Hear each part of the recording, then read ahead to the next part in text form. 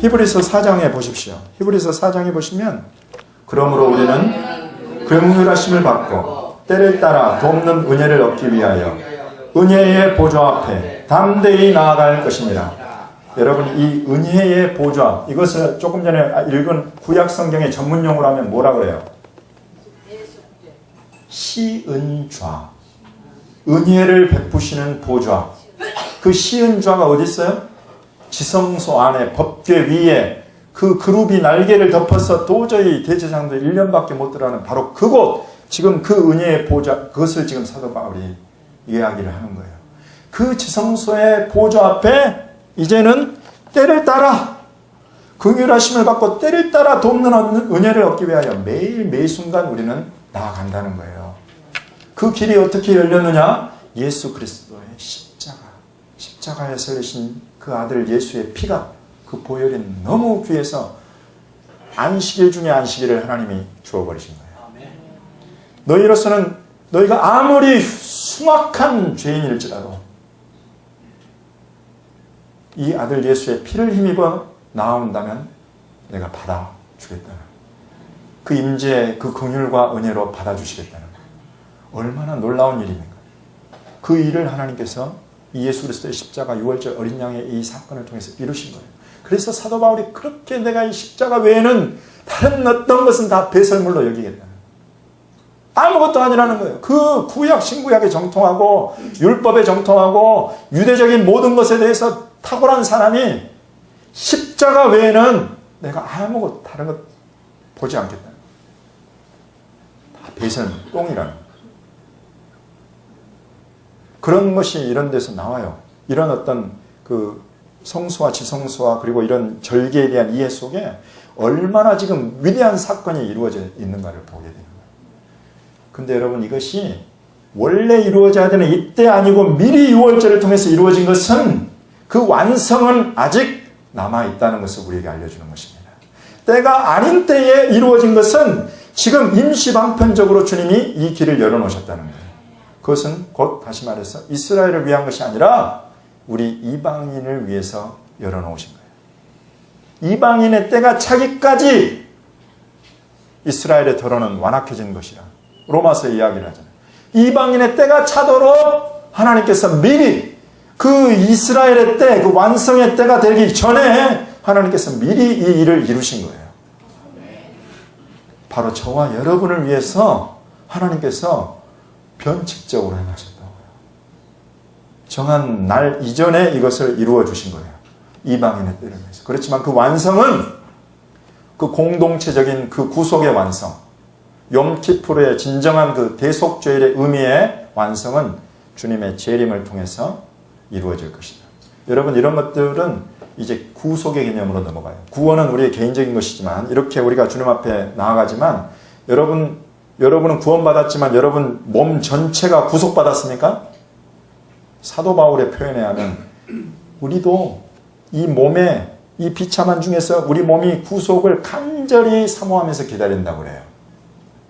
그것이 로마서에 그렇게 기록이 되어 있습니다. 그것은 뭐냐면 아직 우리는 완전한 구속 가운데 나아가지 못했다. 완전한 구속을 다른 말로 하면 여러분 부활이에요. 신령한 몸을 입어버리는 거예요. 우리 전체가 변화되어 버리는 거예요. 우리는 예수를 믿고 구원받았음에도 마음에 들지 않는 것은 뜯어 고치잖아요. 그래요, 여러분. 구원은 받았지만은 우리가 그 완전한 그곳까지는 아직 이르지 못한 거예요. 그렇지만 이 구원 가운데 우리가 그 구속을 향해서 간절히 사모하면서 가는 이 사람에게 무엇이 약속되어 있냐면 부활이 약속되어 있는 거예요. 구속이 약속되어 있는 거예요. 완전한 변화가 약속되어 있는 것입니다. 그리고 그 완전한 변화의 성취, 대속죄의 완성은 곧 우리 몸 전체의 구속은 대속죄, 곧 예수님의 재림을 통해서 완전히 이루어질 것입니다. 그리고 구속이라는 표현을 쓰는, 구속과 연관된 것들이 이런 어떤 전체적인 거예요. 우리 몸 전체, 우리 영혼육, 전인격이 전체가 다 변화되어 버리는 것. 그렇듯이 또 다른 곳에 구속이라는 단어가 쓰였는데 예루살렘의 구속이 나옵니다. 이스라엘의 구속이 나와요.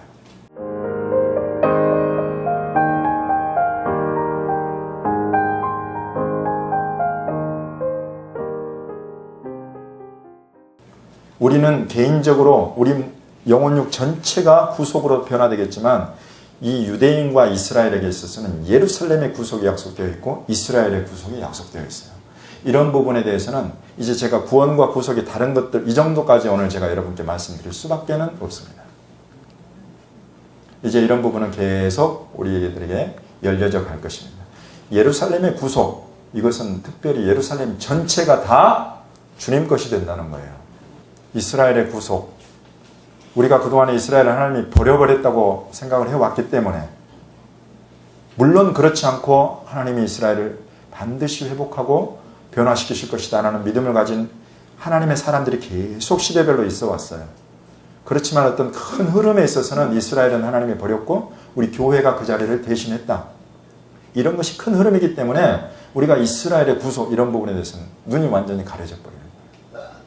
그렇지만 주님이 지금 이 시대에 이스라엘을 회복하고 계시잖아요. 그냥 눈에 보이게 문자적으로 그냥 회복하고 계시는 이때는 이스라엘의 구속에 대한 하나님의 그런 계시가 계속 주님의 종들을 통해서 일어날 것입니다. 유대인들에게는 이 십자가로 말미암은 이 휘장이 찢어져서 지정소가 열리는 이 사건이 유익이 없었어요.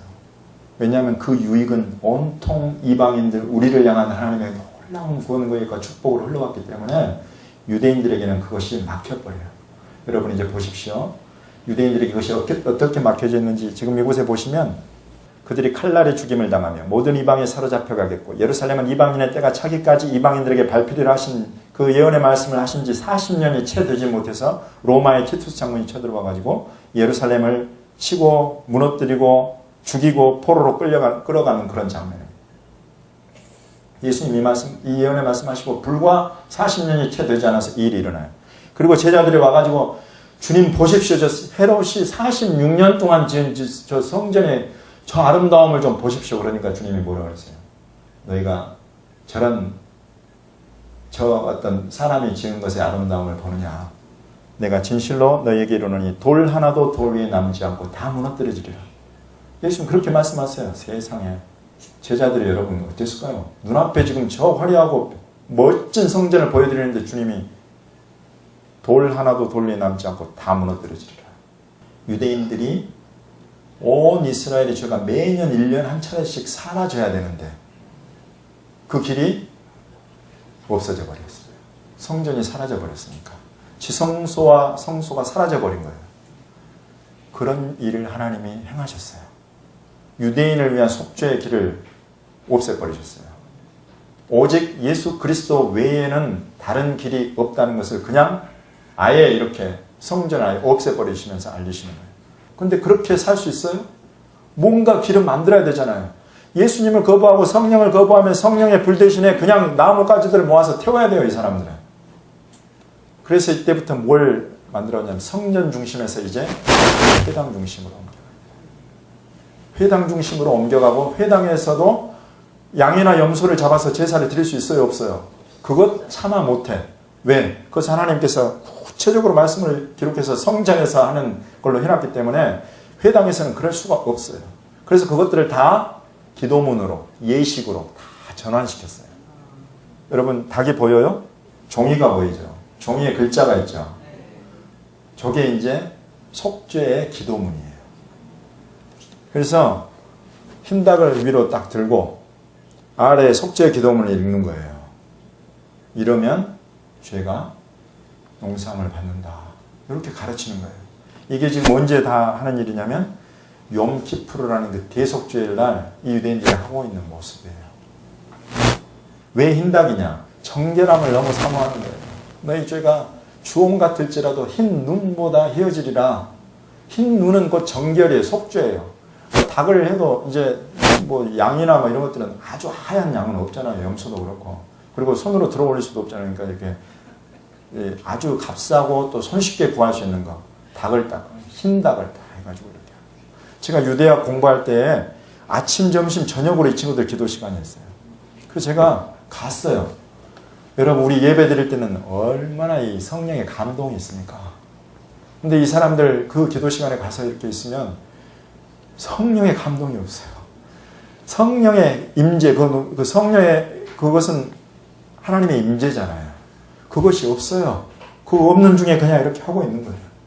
여러분 우리가 왜 전 세계에서 이 유대인들의 구원을 위해서 힘써서 매주 기도하는지 아십니까? 이 기도, 이 예수 믿고 성령 충만한 사람들의 기도 외에는 이런 원수의 저 회방을 끊을 길이 없어요. 이스라엘 유대인들이 주께로 돌아온다는 것, 이것은 주님의 재림과 직결되어 있고 곧 원수에게는 무적행과 직결되어 있는 거예요.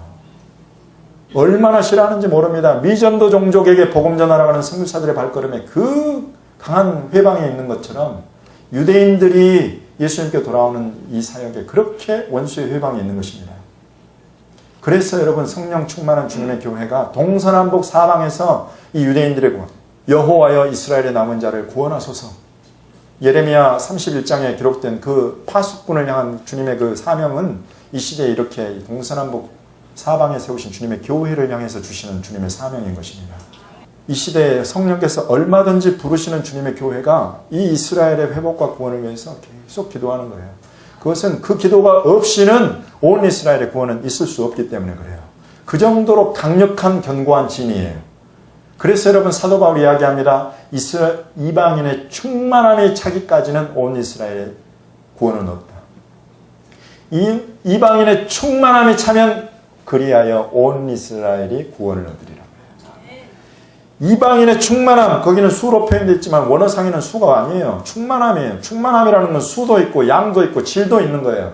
이 이스라엘의 회복에 대한 하나님의 계획하신 유대인을 향한 하나님의 긍휼과 사랑에 대한 이방 열방의 교회에 충만함이 부어져서 그런 열심으로 그런 성령의 충만함으로 기도하고 선포해야 이 온 이스라엘의 구원의 문은 열린다는 거예요. 그걸 사도 바울이 2000년 전에 벌써 그걸 기록을 했어요. 근데 그동안에 얼마나 우리 교회의 문이 닫혀 있었습니까? 그런데 때가 되니까 때와 기한에 미쳐 일하시는 우리 하나님께서 지금 이 시대에 주의 종들의 눈을 여시고 교회의 눈을 여시고 제가 선교사로 나갈 수 있는 유일한 그 힘도 그거였어요. 어느 순간부터 하나님이 이제 유대인 그러면 눈물이 나요. 어느 순간부터 이스라엘 그러면 뭔가가 귀가 쫑긋 세워지는 게 있어요. 성령께서 그렇게 주시면 가는 거예요. 지금 그런 일들을 하고 계시는 것입니다. 2000년 동안 세우신 주님의 교회 없이 주님이 결코 홀로 이 일을 이루시지 않으시겠다는 거예요. 저 유대인들의 구원, 온 이스라엘의 구원.